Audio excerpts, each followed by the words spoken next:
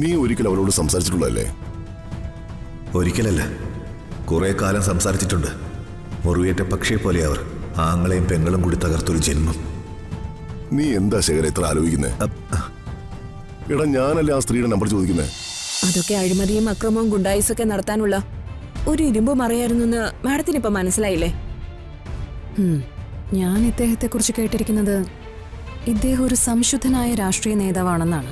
ഒരിക്കലുമല്ല. പച്ച മലയാളത്തിൽ പറഞ്ഞ അദ്ദേഹം ഒരു കള്ളനാ. അയാളെ പറ്റി ബുദ്ധികേന്ദ്രങ്ങൾ പറയുന്നത് വെളുത്ത ചെകുത്താനെന്നാ. വെളുത്ത ചെകുത്താനോ?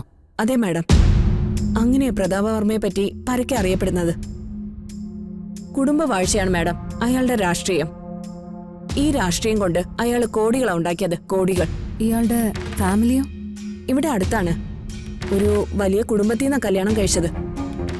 ആ സ്വത്തും കൂടി ഇയാൾ തട്ടിയെടുത്തു. എന്നിട്ട് ആ സ്ത്രീയെ ഈ ദ്രോഹി ഉപേക്ഷിച്ചു. പിന്നൊരു മകളുണ്ട്, അയാളുടേതല്ലെന്നാ അയാളും വീട്ടുകാരും പറയുന്നേ. മാഡത്തിന്റെ സപ്പോർട്ടോടെ ഒരു സ്ത്രീപക്ഷ സംഘടനയുണ്ടെന്ന് എനിക്കറിയാം. മാഡം അത് പണ്ടേ ശ്രദ്ധിക്കണമായിരുന്നു. ഇദ്ദേഹത്തിന് നേരെ ഒരു ടെററിസ്റ്റ് അറ്റാക്ക് ഉണ്ടായില്ലേ? അത് അങ്ങനെയാണ് മാഡം. നിരപരാധിയായ പാവ മനുഷ്യര് സഹിയിടുമ്പോ എന്തും ചെയ്തു പോവും.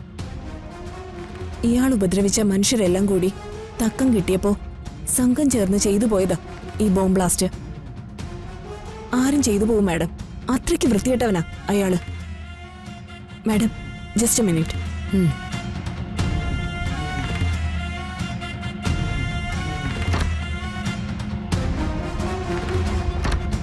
മാഡം,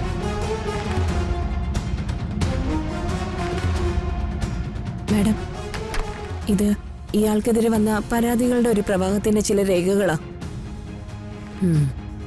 എനിക്കിതൊന്ന് സ്റ്റഡി ചെയ്യണം. ഇദ്ദേഹത്തിനെതിരായ ന്യൂസുകളാണല്ലോ ഇപ്പൊ ചാനലിൽ ഓടുന്നത്. അതുകൊണ്ട് ചോദിച്ചതാ. Then all right, you may return to your seat. Okay ma'am.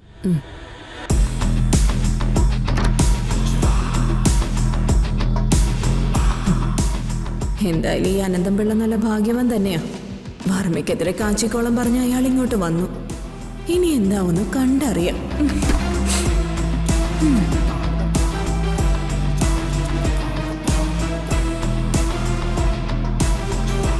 ഭാര്യയെ പെരുവഴിയിൽ ഉപേക്ഷിച്ചവൻ ഇവനൊക്കെയാ മന്ത്രി.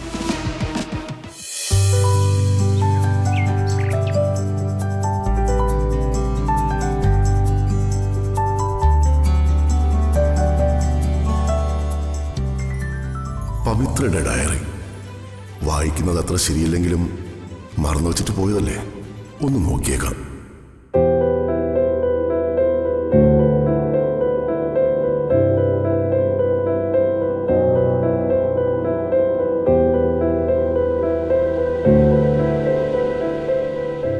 ഇതത്ര ശരിയാണോ? എന്നെപ്പോലുള്ളൊരാള് അന്യായ ഒരു സ്ത്രീയുടെ ഡയറി എടുത്ത് വായിക്കാന്ന് വെച്ചാ, എന്നെ രക്ഷിച്ച ആ സ്ത്രീയോട് വൈകാരികമായ എന്തോ ഒരു അടുപ്പം തോന്നുന്നു.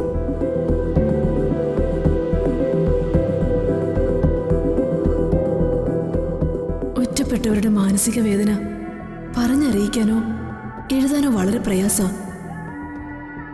ചുറ്റും എല്ലാവരും ഉണ്ട്, പക്ഷേ സത്യം പറഞ്ഞ ആരുമില്ല.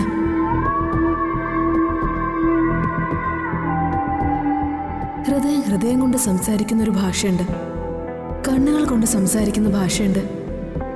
ഇണപക്ഷി കൂട്ടുകാരനെ വിളിക്കുന്നത് അവരുടെ ഭാഷ. അതുപോലെ മനസ്സിനോട് പറയുന്ന കാര്യങ്ങള് പരസ്പരം ഇഷ്ടപ്പെടുന്നവർക്ക് മാത്രമേ അറിയൂ.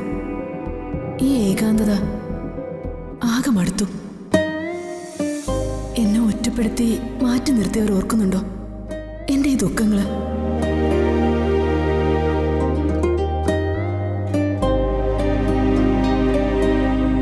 ശേഖര, ശേഖര,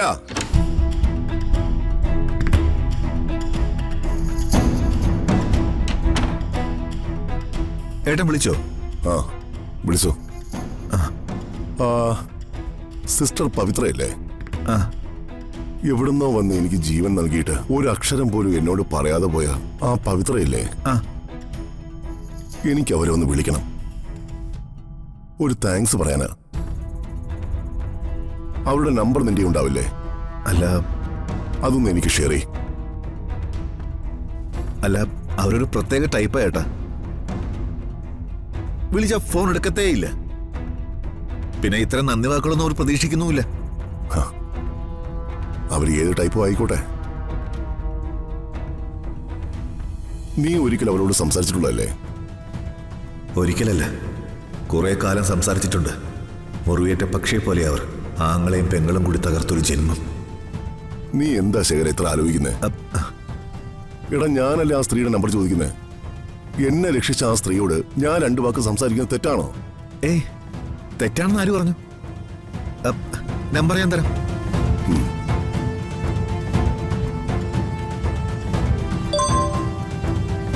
നമ്പർ ഞാൻ അയച്ചിട്ടുണ്ട് കേട്ടാ.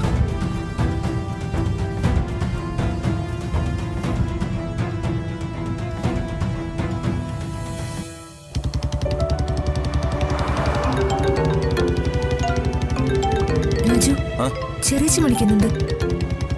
ഞാൻ വണ്ടി എവിടെയെങ്കിലും ഒതുക്കാം. എന്നിട്ട് അറ്റൻഡ് ചെയ്യാം. ശരി.